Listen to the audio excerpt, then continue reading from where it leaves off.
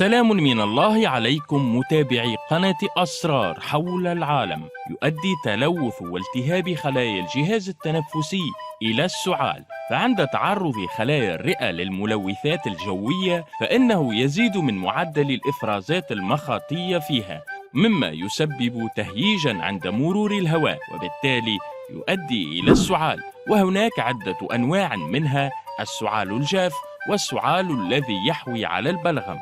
ويعتبر السعال الجاف من أشد الأنواع إزعاجاً، وقد تعددت الوسائل والطرق الصحية لمعالجتها، إما طبيعياً أو بتناول بعض العقاقير الطبية. ونقدم لكم أصدقائي طرقاً طبيعية وفعالة ومجربة لعلاج السعال. هناك بعض الطرق الطبيعية التي تساعد على العلاج بشكل سريع ومفيد لعلاج السعال. نبدأ بالشاي الأخضر والليمون والزنجبيل. يعتبر من أسهل العلاجات المنزلية المستخدمة لعلاج النوبات الطويلة من السعال، حيث يحوي الزنجبيل على خصائص طبية تعمل على قمع أمراض الجهاز التنفسي، ويتميز بعنصره المهدئ الذي يبقي الجسم رطباً، فيعمل بذلك كمضاد للسعال. كما يحتوي الليمون على حمض الإسكوربيك الذي يساعد في التخلص من البلغم والسعال. ويفضل غلو أوراق الشاي مع الزنجبيل، ومن ثم إضافة عصير الليمون. ثانياً، العسل. يعرف العسل منذ القدم بأنه منعش للتنفس ومهدئ لحالات السعال، حيث يمكن إضافة ملعقة صغيرة من العسل إلى الشاي الساخن أو الحليب على فترات منتظمة، أو خلط عصير الليمون مع العسل وإضافة الماء الساخن إليه، وأخذ ملعقة أو ملعقتين من هذا المزيج على الأقل بعد كل ساعة، فيساعد على التخلص من المخاط، ويبقى الحلق في حالة هدوء. والعسل يعمل كمضاد حيوي للبكتيريا المسببة للسعال، فينصح بأخذ ملعقتين شاي من العسل الخام أو عسل الشمع بعد العشاء للحد من عملية السعال. ويمكن أيضاً تناول ملعقة كبيرة من العسل مع وضع كمية قليلة من الفلفل الأسود مرتين في اليوم.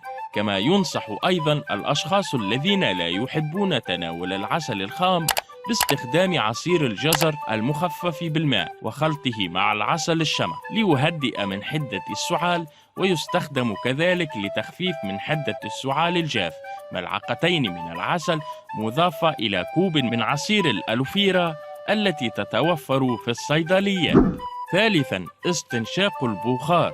يعمل كمنعش ويساعد على التخلص من المخاط الذي يعيق دخول الهواء إلى الرئة، ويعتبر من أحد العمليات العلمية التي تساعد في علاج الحلق واسترداد وضعه الطبيعي. رابعاً، تناول العنب. يعمل العنب كمضاد للسعال، فهو يساعد الرئتين في عملها ويخلص الجهاز التنفسي من المخاط الضار، كما يلعب دوراً مهماً في علاج حالات الربو. ويمكن شربه كعصير مضافاً إليه ملعقة من العسل ليساعد في تخفيف السعال الحاد والجاف. خامساً، الغرغرة بالسبانخ. يعتبر مفيداً جداً في التخلص من كحة الحلق المتفاقمة بسبب السعال. كما ينصح بالغرغرة بعصير السبانخ بعد استخراجه مع تدفئته وإضافة الملح إليه. سادساً، الأعشاب. يستخدم اليانسون كمهدئ طبيعي يساعد في تهدئة وعلاج التهاب الحلق. كما يستخدم الكركم لعلاج السعال الجاف بعد سحق وتحميص جذوره، حيث يمكن استخدام مسحوقه مرتين في اليوم للتخفيف من حدة السعال. سابعاً، شراب البصل الأحمر والعسل الخام. يقشر البصل ويقطع أفقياً، ثم يضاف العسل أو السكر البني عليه تدريجياً حتى يصبح البصل مغموساً جيداً بالعسل. بعد ذلك يغطى الخليط ويترك يوماً كاملاً، ويتم تناوله في اليوم التالي. يحوي على الكثير من المعادن والفيتامينات المستخلصة من البصل. كما يساعد العسل في تهدئة السعال وعلاج التهابات الحلق. ثامناً، علاج السعال والبلغم بالزنجبيل. يعتبر الزنجبيل واحداً من الأعشاب التي تساعد في التخلص من الاحتقان، كما أنه يستخدم لعلاج الالتهابات الموجودة في الحلق والتهابات الجهاز التنفسي. مما يساعد في خروج البلغم مع السعال. 9. الماء المالح. يجب اللجوء إلى عملية الغرغرة باستخدام الماء المالح، تساعد في التخلص من البلغم المتراكم وجميع الفيروسات والجراثيم الأخرى، حيث أن الماء الدافئ يلطف الحلق ويعمل الملح على مقاومة البكتيريا. وعلاج الكحة الجافة. يعاني الكثير من السعال الشديد أو ما يسمى بالكحة الجافة، وهي من الأنواع التي تتسبب في ألم شديد، لكن يمكن التخلص منها بالعلاجات المنزلية والأعشاب. 10.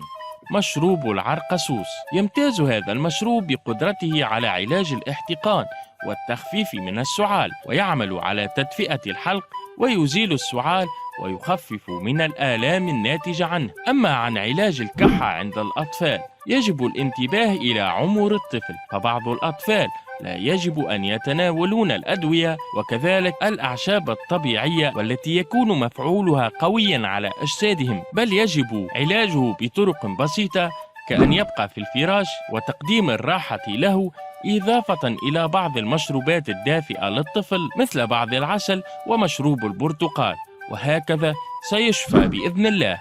نشكركم أصدقائي الكرام على المتابعة والاهتمام، ولا تنسوا دعمنا بضغط زر الإعجاب على الفيديو والاشتراك بالقناة ليصلكم كل جديد ومفيد في قناتكم أسرار حول العالم.